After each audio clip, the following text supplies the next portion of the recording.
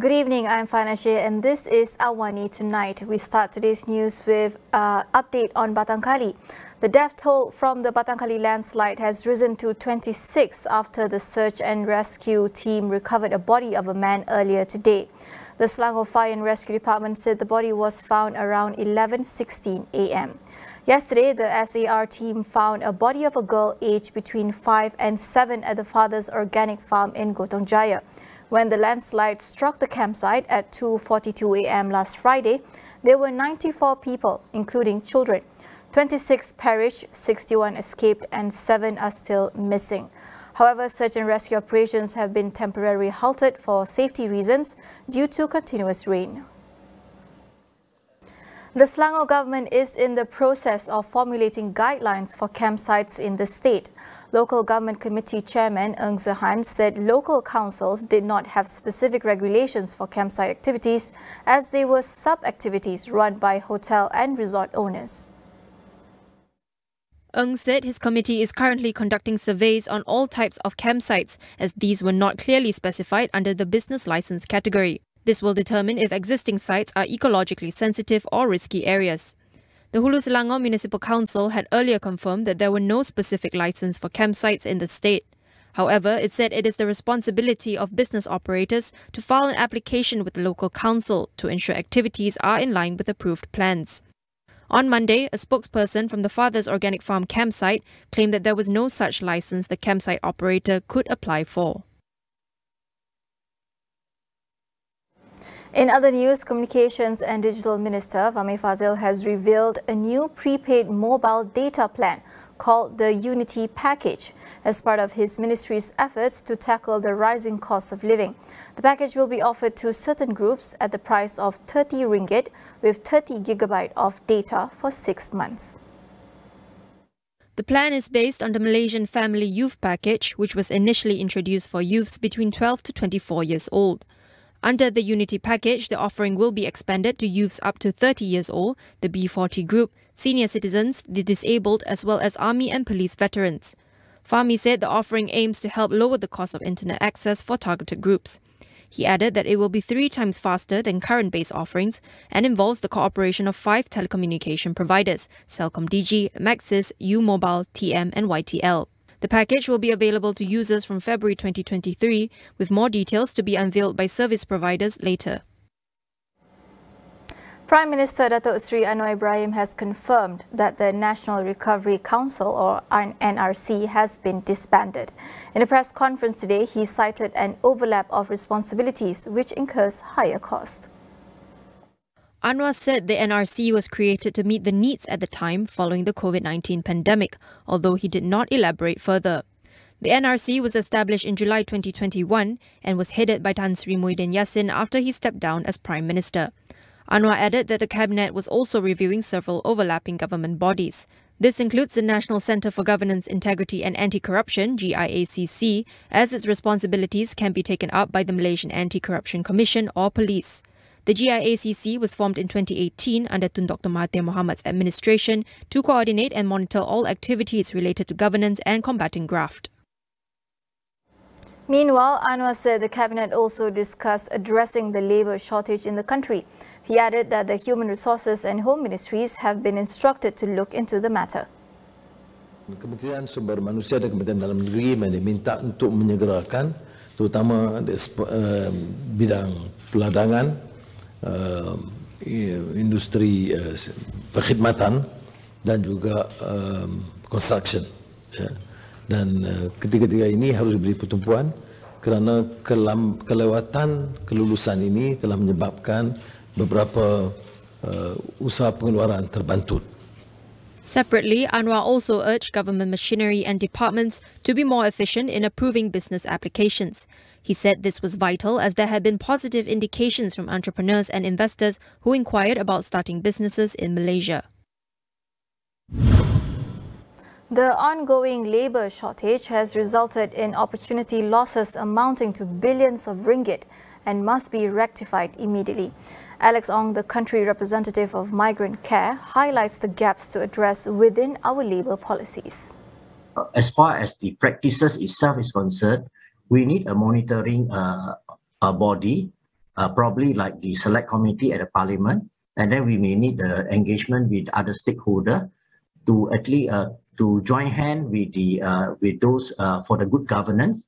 I think that would actually solve part of the problem. We have actually a lot of situation of those irregular migrants, which is actually accommodated by the informal economy. For example, we look at the mom-pop shop, we look at the hawker center, we look at other small micro enterprises. They are using irregular migrant. So that is actually some of the policy area that we have to address. That we cannot just look at the big corporate sector, but the actual demand for this type of labor is actually in the micro enterprises that lack of attention from our current bureaucrats. Alex also calls for more focus on female migrant workers, particularly those serving in the domestic sector. We have a lot of research on the migrant worker, but it's still lacking on the research on the female migrant, especially the irregular female migrant who has been serving as an undocumented domestic worker, care worker, in our midst, who is play a very important role in terms of actually contributing to the women participation in the job market.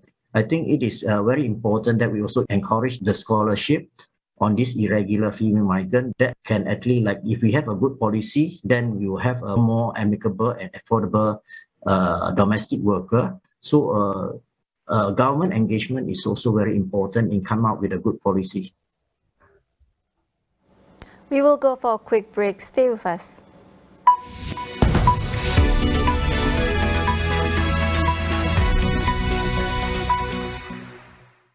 What are the stories that impact us today, be it within the country or from around the world?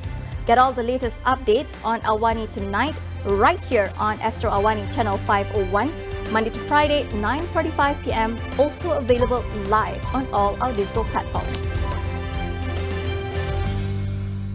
If it is business strategies and leadership insights that you want, catch me, Cynthia Ng, as I talk to experts from the industry every Saturday at 10:30 p.m. right here on Channel 501. Also available on all of Astro AWANI's digital platforms.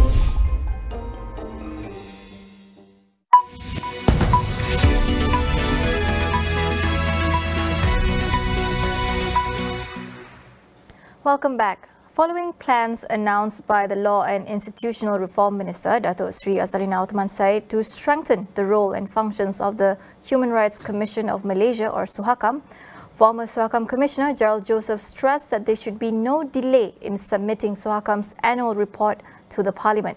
He also asked the government to look into the agency's funding and staffing issues to ensure it can operate effectively.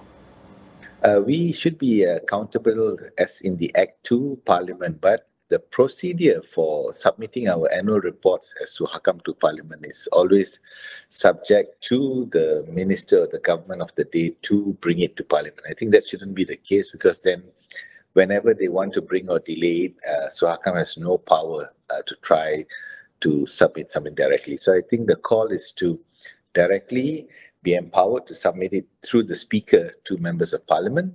And I think the last 2 years, we've not seen the SUHAKAM report submitted. This also begs the question that how big a staff, how big a team, how much budget, and this is where the annual budget part comes in. And I think Minister of Law, Azalina, in the only one and ever debate we had in Parliament under Minister V.K. Liew before, she had actually made a proposal that the funds for SUHAKAM should not be subject to government. It should be under some other mechanism, maybe the consolidated fund. So its independence is not compromised by the government of the day. And that begs the question is, why are there no full-time commissioners at present? All commissioners are appointed technically as part-timers, although the demand is more than full-time. And this is strange because all the countries around us are full-time: Indonesia, Philippines, even Myanmar, and they are paid very high-level compensation, and they don't take a second or third job. And this should be the only way forward, so there's no compromise of the integrity or conflict of interest. Onto the international front, dozens of hearses queued outside of Beijing crematorium on Wednesday, even as China reported no new COVID-19 deaths. Chinese officials said that not a single person had died of COVID-19 the previous day. According to Reuters, a crematorium in Beijing's Tongzhou district on Wednesday saw around 40 hearses waiting to enter, while the parking lot was full. It could not be verified whether the deaths were caused by COVID-19. The abrupt loosening of China's zero-COVID policy has caught the country's fragile health system unprepared, while hospitals scrambling for beds and blood, pharmacies for drugs, and authorities racing to build special clinics. Experts now predict China could face more than 1 million COVID deaths next year. Meanwhile, China had on Wednesday changed the criteria for recording virus deaths to mean most are no longer counted. Previously, people who died of an illness while infected with the virus were counted as a COVID-19 death. Ukraine President Volodymyr Zelensky is poised to visit Washington to meet US President Joe Biden and address the Congress. This would be his first foreign trip abroad since the Russia-Ukraine conflict. Zelensky earlier tweeted that he is on his way to the US to strengthen resilience and defense capabilities of Ukraine. The visit, organized in secret until details emerged on Tuesday night, was expected to last several hours. Zelensky will have face-to-face talks with Biden and top national security aides at the White House and head to Capitol Hill to address a joint session of the US Senate and House of Representatives, among others. A senior US official said Biden will announce a new weapons package of nearly $2 billion for Ukraine. Since the start of the war, the US has spent far more than any other country in terms of direct military support. With Biden's firm support, the West has rallied behind Ukraine and sought to isolate Russia. Elon Musk has announced he will resign as Twitter's CEO after finding someone he describes to be foolish enough to take the job. The billionaire promised earlier to abide by the result of a Twitter poll, which saw a majority of users voting in favor of him stepping down. The results of the survey, which lasted 12 hours, showed 57.5% of users voting for Musk to leave. Musk said he would continue to run the software and service teams after his replacement is found. The latest poll follows yet another policy change that generated criticism since the Tesla boss acquired Twitter in October. Twitter had announced that users would no longer be able to link Facebook, Instagram and other platforms the company described as prohibited. Musk previously sacked around half of Twitter's staff and was condemned last week by the United Nations and European Union for suspending tech journalists and shutting down an account that tracked the whereabouts of his private jet. The Taliban government has suspended university education for all female students in Afghanistan, sparking international condemnation and despair among young people in the country. A spokesperson for the Afghan Ministry of Higher Education said the decision was made in a cabinet meeting and the order will go into effect immediately. The ban further restricts women's education as girls have already been excluded from secondary schools since the Taliban returned last year. The United Nations condemned the order, which takes Afghanistan back to the Taliban's first period of rule, when girls could not receive any formal education. Foreign governments, including the United States, have said that a change in policies on women's education is needed before it can consider formally recognizing the Taliban-run administration. The Taliban had promised a softer rule after seizing power last year, following the US withdrawal from the country. However, hardline Islamists have continued to roll back women's rights and freedoms in the country. That is all we have for you on AWANI tonight. I'm Farhana Sheikh. Thank you for watching.